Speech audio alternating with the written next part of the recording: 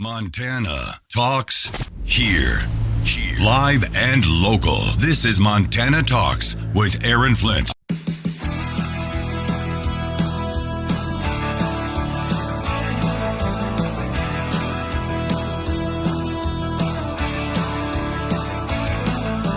Broadcasting live across the great state of Montana, powered by the Montana Electric Cooperative Association. Your Montana Electric Cooperative, they do much more than keep the lights on for you.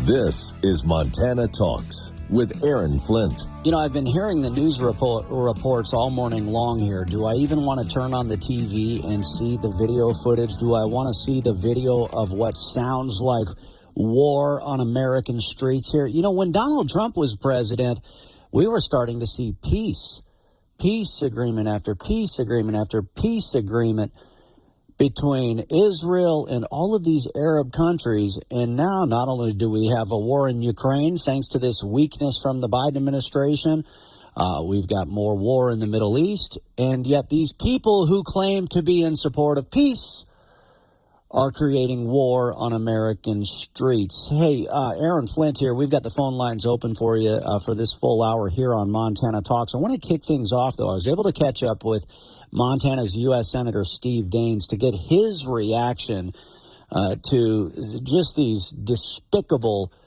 campus protests that have been taking place by these pro-Hamas terrorist sympathizers all across America. And yes, tragically, even right here in Montana. I was able to catch up with Senator Steve Daines in the very early morning hours Wednesday. Here's part of what we talked about. United States Senator Steve Daines. Senator, it's just getting even crazier out there. You know, what we're seeing across our country and the college campuses is it's terrible. It's shocking. You know, these protests are rooted in hate. They're rooted in anti-Semitism. I'm just going to call it the hypocrisy of the left. You think about these elite colleges, Aaron. They tout diversity and inclusion as long as Jewish students and faculty are excluded. This is a dangerous ideology. We've always called them out on their diversity, equity, inclusion issues because there's an underlying philosophy there, and that is they only will accept you and include you if you agree with them. They really don't believe in diversity, which means diversity of worldview, of faith, of political views, and it's being exposed right now really as a far-left ideology. It's dangerous, and it has to be confronted. We need full-throated condemnation by every elected leader in America. Yeah, it's so crazy, and I don't know what might happen at the University of Montana campus today, but we've even seen some of these, pro-Hamas sympathizers. You know, they were protesting the Donald Trump Jr. event the other day on the University of Montana campus, but sounds like that nonsense isn't taking too much hold, but they're trying to cancel classes, trying to cancel finals or disrupt classes and disrupt finals. Hopefully this doesn't take root here in Montana.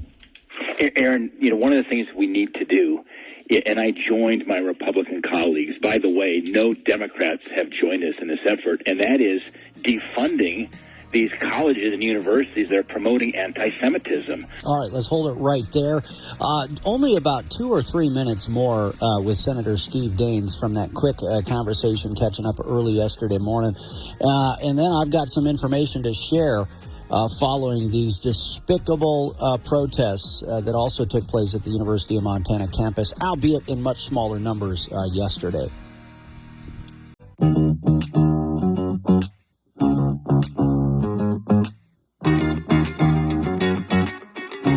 Taking your calls live, 406-294-0970. Montana Talks with Aaron Flint.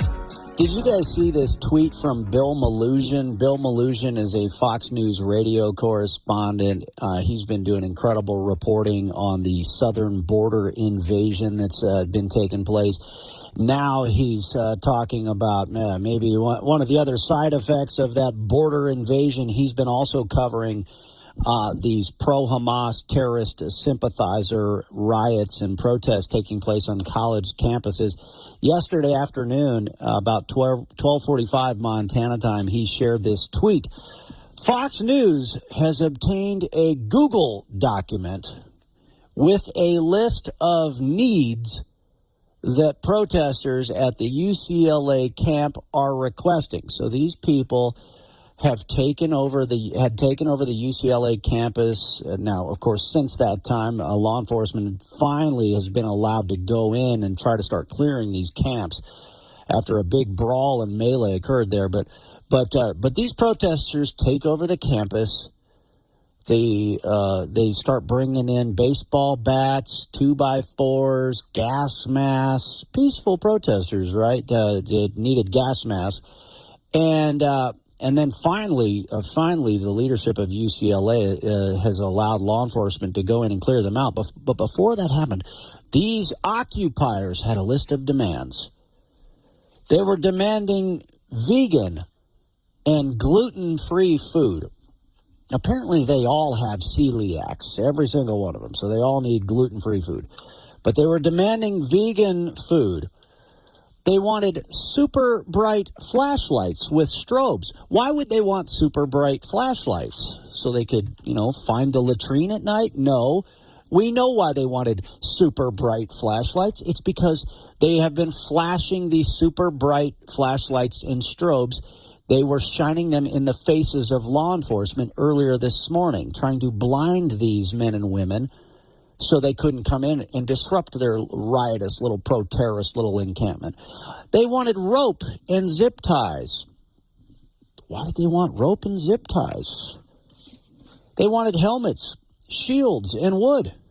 They wanted knee and elbow pads. In other words, they were basically, I think John Jackson, the Joker from Twitter, made this point. In other words, these so-called peaceful protesters on these college campuses, they're demanding the same type of humanitarian aid that the Hamas terrorists have been demanding to receive inside the Gaza Strip after they slaughtered 1,400 innocent people. Anyway, Senator Steve Daines made a great point about all of these left-wing, so-called Ivy League campus institutions that are getting so much of your money. We took a look at the amount of federal funding going to, let's say, Columbia, $1.2 billion last year. UCLA, in excess of $1 billion. Yale, $776 million. Harvard, $676 million. UT Austin, which is a scene of many of these terrible protests in the last couple of days, $646 million.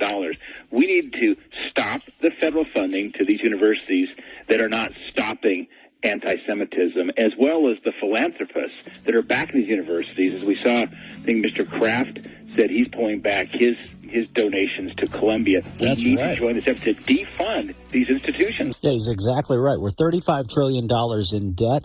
These left-wing college campus institutions would be the first place to start with saving some of your money. Now, I do want to say, I think, at least at the University of Montana campus, it was a much smaller number. So I see that as an optimistic sign that the University of Montana is not, at least by and large, promoting this type of nonsense like some of these other so-called Ivy League institutions have been doing. I think you've also got, a great professor there like Dr. Mehrdad Kia, who can educate students on the real history of the Middle East and current events as well. So I think that helps. But nonetheless, I just saw a tweet via X.com. Let's see, it's a conversation between Maritza Georgiou, a Scripps reporter, James Conner jumping in on the conversation, Matthew Montfortin jumping in on the conversation, and then Kyle Schmock made the point. Nobody from the Montana Television Network, from NBC Montana, from the Missoulian, or some of these other liberal websites like the Daily Montanan, none of them reported this in their coverage.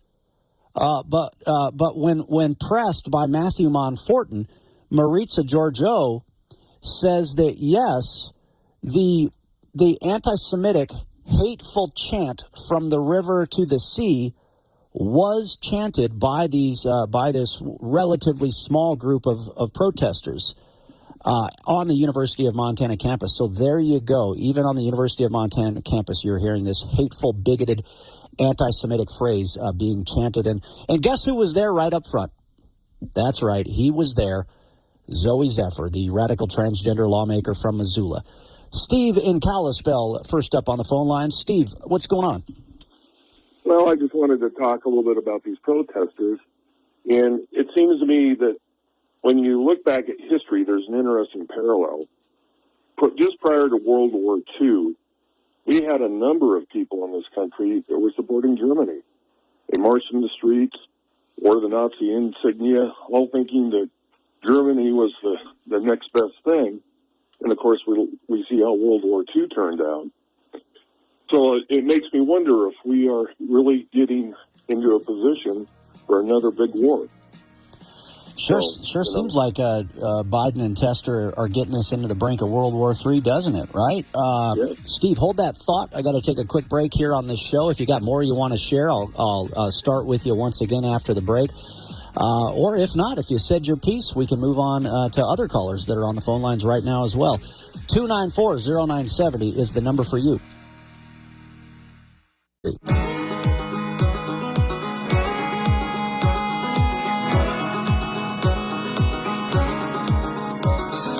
Talking about the issues that matter to Montana, statewide. This is Montana Talks with Aaron Flint. All right. Yeah, actually what prompted this back and forth, so Matthew Monforton out of Bozeman, he asked a really good question here because, all the media outlets were just cheerleading. When you look at their coverage, it looks like they're cheering on these pro-Hamas terrorist sympathizers. Again, remember when we had that young man, Rory, out of Great Falls? Rory is a military veteran, and he's got an outfit called Bleeding Soldiers. And Rory called in. He said, we were protesting in front of John Tester's Senate office in Great Falls. Nobody from the media would ever cover our protest. But look at the way they seemingly cheer on these pro-Hamas terrorist sympathizers gathered on the University of Montana campus. But anyway, Maritza Giorgio, who's a very liberal TV reporter for Scripps TV, she shared this. Strike for Gaza protest just started at the University of Montana. One counter-protester just showed up with Israeli flag. Some charged words exchanged, but peaceful so far. So apparently, you're allowed to chant hateful, bigoted, pro-genocide remarks, but as long as you're peaceful, it's okay to be completely filled with hate, according to so many of these liberal so-called journalists here. Matthew Monforton said this: anything that says the quiet part out loud, e.g., signs saying from the river to the sea, will be omitted from any press coverage. Now, Maritza says no omission here. That was chanted at one point. Did not see any overt support for Hamas, but I know many interpret that phrase to mean so. Okay, so she mentioned that via Twitter, or via X. Did that get included in any on-air or online coverage by her or anybody else in the media that seemingly cheerleads every single one of these types of protests? Kyle Schmock made the point. Nobody from MTN, NBC Montana, the Missoulian, or some of these other outfits mentioned that. But there was Zoe Zephyr. There was Zoe Zephyr, the transgender activist that would be slaughtered in a heartbeat in the Gaza Strip because of the way he identifies. There he is, cheering on the pro-Hamas terrorist sympathizers. Absolutely shameful. Steve in Kalispell, you had more you wanted to share. Thanks for staying on the phone lines. Yeah, no problem. I just wanted to comment on the fact that here we are, according to Senator Daines, we're giving federal dollars to these educational institutions, and yet we turn around and pay off all the student debt. Mm-hmm. So doesn't that make those colleges now federal institutions because we're paying both ends of it? Yeah. I think, isn't that a form of socialism, frankly? Good question. Well, we're $35 trillion in debt. It's the easiest spot to cut right there is cut the hundreds of millions of dollars in federal funds that are going to these anti-American institutions. It's pretty safe to say that that's exactly what these places are breeding grounds for, these, the Columbias and Yales and Harvards, et cetera. Absolutely. And then one last comment on the press. Over 40 years ago, I got to listen to Ronald Reagan in person at a college campus in California. I was 16 years old. There was a leadership conference. Very impressed with his talk. That night, the Sacramento Bee wrote up his speech, and you wouldn't. I was appalled because it was like I wasn't even at the same speech. What they did to it and the way they perverted it was so disgusting, and that was my first education into what the press is really about. Yeah. That's why, like, when we talk about the importance of this U.S. Senate race this year, Steve, thanks for the call. Great to hear from you. When we talk about the importance of the Senate race this year, it's shameful, but you also have to laugh at it. I mean, you see how biased the TV stations are by and large. The newspapers, the major statewide newspapers, I mean, they've been biased for a long time, right? But now you kind of have to laugh at them because you'll see these, like I saw one of the reporters for NBC Montana, complete biased leftist, and here he is just slobbering over some other liberal reporter as they're, launching these false attacks against Navy SEAL veteran Tim Sheehy. And I just kind of had to laugh because it's like these guys think they still have the power they had in 2006 when they lied about Conrad Burns. They think they still have that power. They don't have that power anymore. There's other platforms. You have the power at your fingertips right now with your smartphone. And it just gets under their skin because how many elections have they been able to interfere in with their biased political coverage? And they just don't have the power that they had back in 2006 that allowed John Tester to propel into the Senate in the first place. Next up, let's go to Thad in Billings. Let me see what line. Line 2. Thad, what's going on? Hey, good morning, mister. How are you? Hey, I'm doing great. How about you? Good. Kind of amazing to me is, I read yesterday that Columbia University has over 320 properties in the state of New York. They're the largest landholder of properties in the state of New York. Why are we giving them any money? Why? I'm sure that they didn't inflate any of their property values, supposedly like Trump did. I mean, when's this going to stop? I mean, it's just madness to me that we've got these organizations. I'm sure if you looked at Yale and Harvard and UCLA and all these other schools, they're worth big. Oh, sounds like you're losing cell coverage there. Well, there. So it sounds like you're losing cell coverage. You must be driving eastern Montana. Looks like you're back on there, Thad. There you are. I was just saying that there's, that Columbia has 320 properties in the state of New York worth, millions upon millions of dollars. Oh, but if you own property, you're one of those evil capitalists, right, Thad? But if they own the property, it's all good. It's all good. No, that's a great point that you make there. And I hope that these Jewish students in particular sue the pants off of these institutions like Columbia University. Thad, thanks for the call. Great to hear from you. Let's see. Next up, we've got Robert in Belgrade. Robert, what's going on? Okay, give me 30 seconds to get to my point. Anyway, the illegals are coming across the border a couple miles, and they're getting documented. They're given phones and food cards and everything else. I've heard from a pretty reliable source that watches things, but not positive, that they've tracked 1,000 of these phones to over 20 of the colleges where they're protesting. So I don't know, maybe you've heard that, or maybe you can hear or document it, or maybe somebody's heard that also. Interesting, yeah. Well, that was more than 30 seconds, but that's okay, Robert. Well, no, it was before, when I got to the phones tracking them to the college. I was just telling you. Oh, yeah. No, I haven't seen that story, but it wouldn't surprise me because somebody made that point. I can't remember if it was Lawrence Jones or who it was, but they were making the point that there is commercial data that is available that anybody can go out and purchase this data from these tech companies, right? Where you can geolocate and you can know exactly who is at a certain location at a certain time. You can geofence the Columbia University campus, and you can geofence that, and you can find out, okay, look at all these dots, and you can find out who it is. How do we know that is something that you are able to do? Well, there was that documentary about the 2020 elections. Was it 2,000 Mules? Was that the one? Did I get the name right?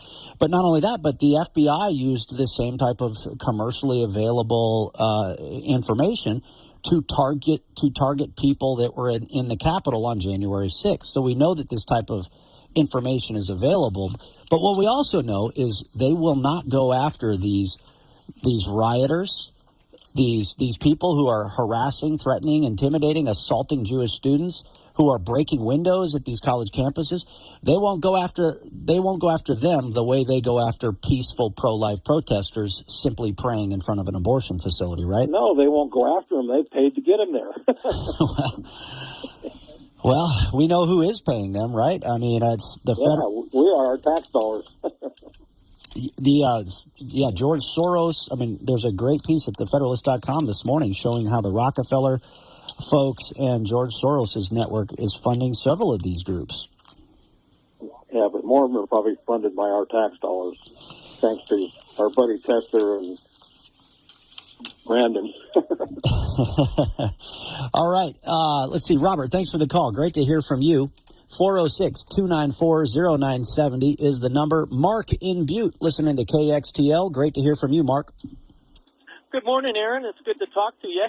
I was just calling in to remind Montanans and all of America, for that matter, that 13 years ago today, Butte native Rob O'Neill and SEAL Team 6 eliminated Osama bin Laden from the face of this earth. And I wanted to thank all our veterans and especially those heroes. Amen. Yeah, I saw a great tweet from Rob O'Neill. I'm trying to find it here, where he was praising. I think he referred to them something like the best pilot. Oh yeah, here we. Where was it at? I thought I shared it here. Anyway, he was basically praising the best pilots in the world, who flew them in and back out of Pakistan for that raid. Absolutely, they are some of the unsung heroes of that raid. Yeah. Oh, here we go. This was actually yesterday, last night, 13 years ago. Now, of course, that was Pakistan time versus Montana time. But anyway, last night he said this: 13 years ago, right now, the best pilots in the world were taking my team home. For those who don't remember, they flew into Pakistan to get Osama bin Laden. They didn't think they were coming home, but they did. Mission accomplished, and God bless every single one of them. This is where Montana Talks Ag with Lane Nordlund. The House Agriculture Committee Chairman G.T. Thompson shared his title-by-title overview of the bipartisan policies and priorities included in the 2024 Farm Bill. He called the legislation a product that happens when the development process is extensive and transparent, which included feedback from members of both political parties. Thompson says he plans to mark up his bill on May 23rd. Ranking member David Scott of Georgia says Ag Committee Democrats presented a Farm Bill counterproposal to our Republican colleagues as part of an ongoing, years-long process that can invest tens of billions of dollars in Farm Bill safety nets without any cuts to SNAP benefits. It's reported that Senator Debbie Stabenow, chair of the Senate Ag Committee, a Michigan Democrat, will release her Farm Bill proposal today. Her proposal will include summaries and a section-by-section explanation, but will not include the text. And on Monday at the public auction yards in Billings, they held their replacement cattle special. Over 1,100 head of pairs and bred cows sold. 110 of 2 to 4-year-old bred cows saw a price of $3,500 up to $3,750, with the 5 to 8-year-old cows priced at $3,375 up to $3,500. Short-term cows anywhere from $1,900 up to $3,500, while heifer pairs brought prices of $2,800 up to $3,750. I'm Lane Nordlund.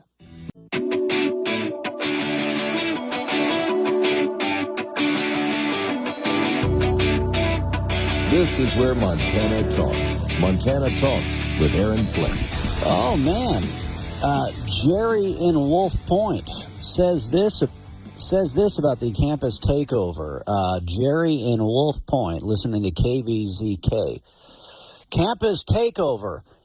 If this were Native Americans on these college campuses, there would already be tanks and helicopters. Ooh, that's kind of interesting, isn't it? But it's a bunch of woke, white, liberal leftists. And, just bring in the 2x4s, bring in the gas masks. Jerry, interesting message, Jerry. Thanks for that. It's interesting how, these white, woke leftists, pro-Hamas terrorist sympathizers, they tried to pull the same nonsense as in Texas, and they quickly got smacked down. They tried to pull the same nonsense in Florida, quickly smacked down. But the lawlessness continued in UCLA in California and continued at Columbia in New York. It's almost as if, they elect better people in Florida and Texas and Montana than they do in California, in New York. It's almost like there's something to it. It's almost like you could say there are some states that are red states and there are some states that are blue states. And somehow that matters. You could almost say that, couldn't you? Kelly in Glasgow sent us a message. The UCLA protesters were even demanding food and other supplies. They hate America, but by golly, we better feed them. Great message from Kelly in Glasgow. Sally in Sunburst, great point here. Don't let U of M or even MSU off the liberal hook just yet. And you're right, Sally. No, Dr. Mehrdad Kia is a great professor at the University of Montana. But unfortunately, there's a lot of liberal professors that push this leftist nonsense. But at least they've got a good one like Dr. Mehrdad Kia there to counteract this craziness. But anyway, Sally says, I know 2 recent grads in the last decade from each university. The MSU one questioned me about what was better, socialism or communism. The U of M grad said she had to word her assignments to meet or satisfy the liberal views of the professor. That doesn't surprise me. Thanks to Sally in Sunburst for that message. The other thing is we talk about, hey, if we need to save money because we're $35 trillion in debt, let's stop giving these left-wing anti-American college campuses like Yale or Columbia, et cetera. Stop giving them hundreds of millions of our dollars.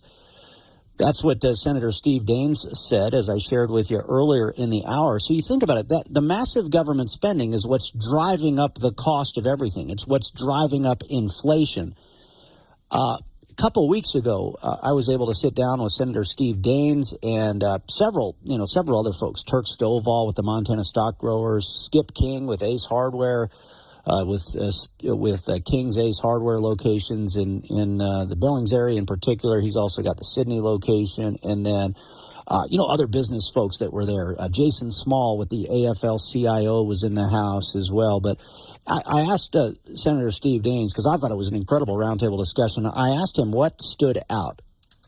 Well, Aaron, thanks for being a part of that. We heard directly from Billings leaders, business owners, about how inflation is crushing their businesses, their employees, their families. I grew up as a son of a contractor, a small business, seen it firsthand. We're at a 40-year high under Joe Biden and Senate Democrats. It's up 20% since Biden took office. And this really is a shrinking of the paycheck. It's a tax on all Montanans, and the folks who are hurt the most can afford it the least. And make no mistake, we called the Senate Democrats out on this. Every Senate Democrat voted for that $2 trillion massive tax and spend policy right after Biden took office. Every Republican voted no. Every Senate Democrat, including John Tester, voted yes. I hope Montanans go back and contrast the voting record where I've cast my votes and John Tester. We literally, Aaron, on opposite sides on virtually every single vote in the U.S. Senate.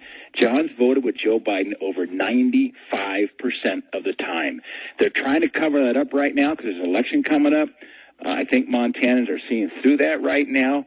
But it's really important how you vote. It doesn't matter what kind of, if you're a nice guy or not. What matters is how you vote back here, Aaron. And that's what's going to be so important here. November 5th was time for an election.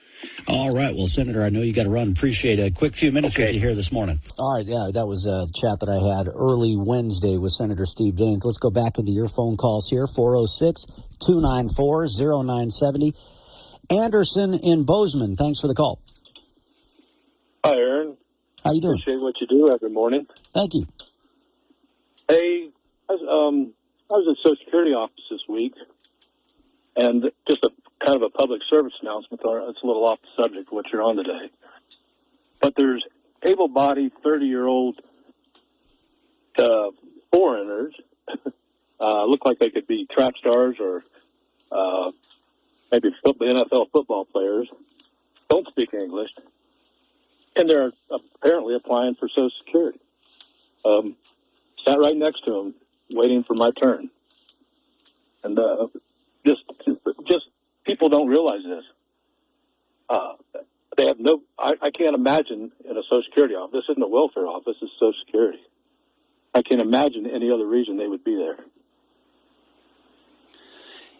Interesting. Yeah, I know we have folks that work for the Social Security Administration that listen to this show. Why would there be these young military-aged males that appear to be from different countries in large numbers at a Social Security office here in Montana? That's kind of a good question, right? Well, it's a really good question, and they didn't speak English. At least while I was sitting next to them, they were not speaking English, and they were big, athletic, strong-looking dudes. Anyway, I just kind of a public service announcement. Talk about inflation and our money and our debt, and how are foreign illegals, I don't know, applying? What else are they doing at Social Security office? Yeah. Apparently, I looked up, there's a thing called supplemental social income, that if you do not have resources, you qualify for, whatever resources are. Well, we know that there's illegal aliens in this country that are getting more benefits, more payments from governments than veterans are getting, and it's going to illegal aliens in Joe Biden and John Tester's America. Thanks for the call, Anderson. I know you said that your call was kind of off topic, but no, I think it is right on topic. I mean, when we look at the lawlessness that they're allowing on these college campuses today, it falls right in line with the lawlessness of our southern border invasion that's taking place right now. So it is very much on topic. But even if it wasn't, we've got open phones where you can call in and talk about whatever you want to talk about. So I appreciate it. Anderson, thanks for calling in. I had a message here from Dennis in Columbia Falls. Happy Thursday, Aaron. I'm reaching out because I missed the segment where you mentioned the Venezuelan illegal immigrants being dropped off in the Flathead Valley. I had reached out to you recently when I saw them in prison-type white buses. Anyway, hope to find where you spoke about that. So it was a casual reference. I'm hoping to get a phone call. If not, I will follow up with let's just say, a very credible source in law enforcement. But yeah, the word I got is that there were some illegal aliens from Venezuela that were dropped off by some local Democrats in Flathead County, and and some folks in law enforcement are fired up, hopping mad about it. So, but until that source joins me on this show, that's all I'm going to say about it at this point. But I can tell you it is a solid source. And so, yeah, I mean, we know what's happening, frankly. As to the prison-type white buses that you're referring to, that story, wherever you saw that story from, was not that was bad information. Those white buses, I mentioned it on the show around that time. Those white buses were not filled with illegal aliens. Those were National Guard, or actually, not, I don't know if National Guard. They might have been active duty. Anyway, they were U.S. Army soldiers that were conducting training in the Flathead Valley. That had been confirmed, and so yeah, those were not illegal aliens on those buses back then. But there were some folks who had made that allegation. Let's see, who do we got next on the phone lines? 406-294-0970 is the number for you. Marilyn in Lolo, what's on your mind? Morning. So 2 2006, David Horowitz wrote a book called The Professors, and subtitled The 101 Most Dangerous Academics in America. And in the word professors, he circled the letter F, and put it in red. And throughout this book, he does just a couple pages at the most on each of these 101 most dangerous professors. And they're terrorists. They're convicted felons. They're jihadists. They are the worst of the worst of the worst of the worst. Well, now they're getting full ride scholarships to Northwestern, and Northwestern is pledging to hire more of them. Hold that thought, Marilyn. Got to take a quick break, and I'll come back to you.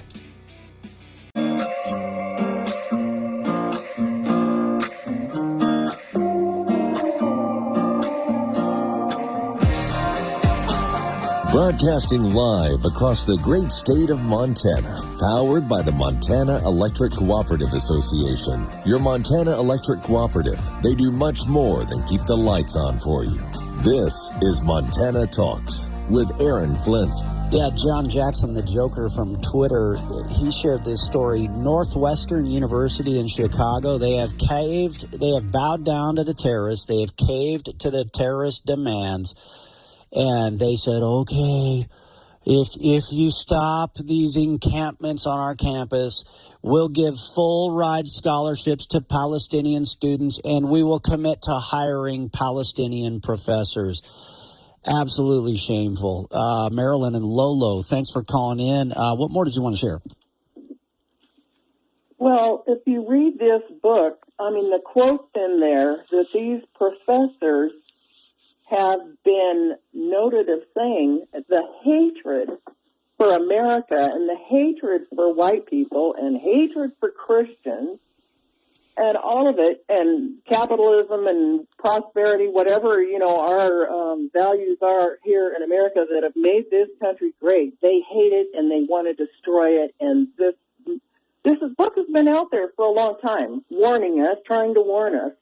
And they have been the teachers that have been teaching these people in our country to be these people that are out there today. Yeah. And what I also heard was that 55% of the people on the Columbia campus, for example, and I'm sure this is like this at Yale and Harvard, et cetera, have foreign visas, 55% at Columbia. I saw that. Yeah, that's crazy. Deport their asses right now, right? Yeah, exactly. Get them the heck out of here. I mean, the ones that are partaking in this pro-terrorist sympathy, get them the heck out of this country. In fact, there's already a law in the books. If you are aiding and abetting a terrorist group, get out of here. You're out, right? Cue up the baseball umpire, wind up the arm and point them out of the stadium. Get them the heck out of here. But no, Joe Biden and John Tester it just came out earlier this week.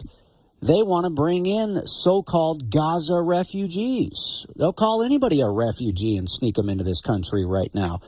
Marilyn, great to hear from you. Jackie in Reed Point next up.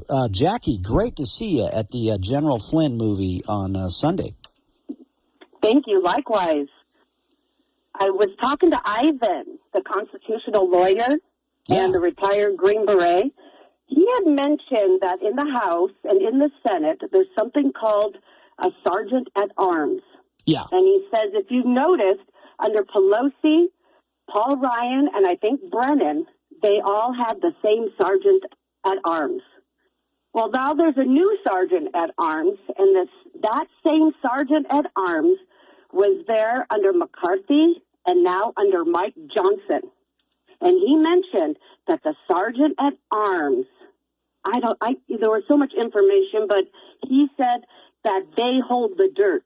They're the ones who keep the speaker, Well, they're basically in charge of they're basically in charge of Capitol security. I'm trying to think of so even in the Montana House of Representatives, we would have a sergeant at arms for the Montana House as well. And so like for example, when Zoe Zephyr and the transgender activists were launching their transurrection on the Montana House, it was the sergeant at arms whose duty it was to re-secure the place and get the place back in order and to protect our lawmakers who had things being thrown at them from these transgender activists.